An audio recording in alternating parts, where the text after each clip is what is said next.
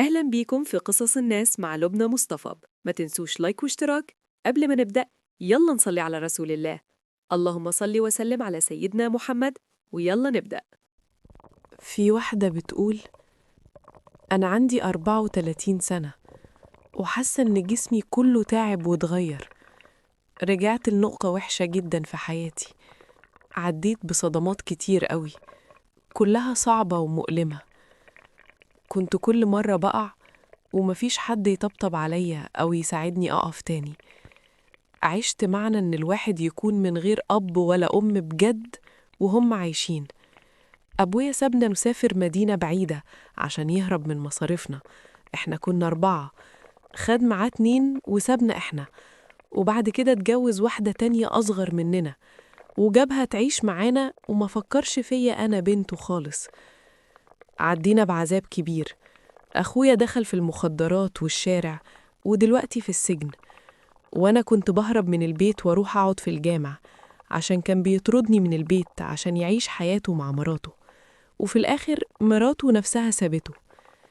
دخلت الجامعة وبرضه سابني. كان يبعتلي فلوس قليلة جدا كل 3 شهور بالكاد تكفي، وأنا كنت ساكنة مع بنات في أوضة صغيرة مأجرينها. كنت بستناه يرسلي فلوس عشان أعرف ألبس واستحمى واشتري أبسط حاجاتي. كنا بنقسم مصاريفنا بالعافية زي أي طلبة. حسيت إني بضيع، فقلت خلاص أتجوز أي حد وخلاص. اتجوزت واحد أكبر مني بكتير، كنت فاكرة إنه هيعوضني عن حنان الأم والأب اللي اتحرمت منه، لكن أهله قالوا إني صغيرة وكأني جاية استغله.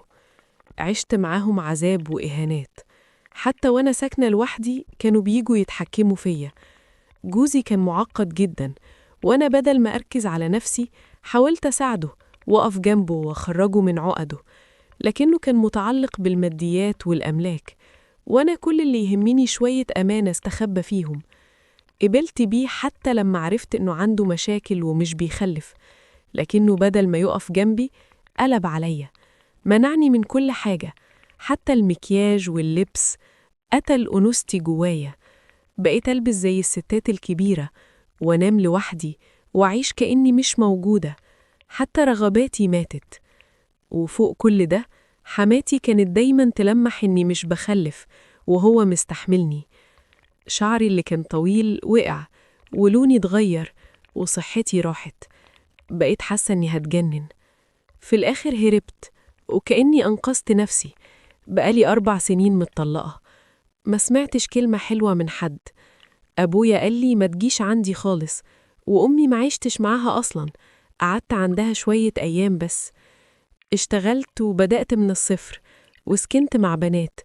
دلوقتي عندي أمراض أعصاب وقولون عصبي، جسمي اتغير خالص، بقيت حاسة كأني جسد من غير روح. بشتغل غصب عني عشان أدفع الإيجار. بقالي 3 سنين شغل. نسيت نفسي، نسيت إني أنثى. حياتي بقت شغل ونوم وتعب. كبرت قبل أواني، من جوه قبل بره. صحتي راحت وعقلي قرب يتعب. بسأل نفسي، هو أنا ليه كده؟ لا أب ولا أم ولا أخوات ولا جواز ناجح. العيب فيا ولا ده قدري؟ مع إني عايشة ومخبية إني متطلقة، وبقول للناس إني لسه ما اتجوزتش، وبعيدة تماماً عن أي حاجة حرام. دلوقتي بسأل، أعمل إيه عشان أغير حياتي وأرجع أنثى من تاني؟ أروح لدكتور نفسي؟ حاسة إن كل حاجة فاتتني. واللي زود إحساسي إني يمكن منحوسة، إن طليقي اتجوز واحدة تانية وبيعمل معاها كل حاجة كان بيمنعني عنها. أنا مش بحسدهم، ربنا يتمم لهم بالخير، أنا بس عايزة أنقذ نفسي. سؤالي بجد، هو الجرح اللي جوايا من أهلي هو اللي مخليني مش عارفة أعيش صح؟ وأعمل إيه عشان أخرج من اللي أنا فيه؟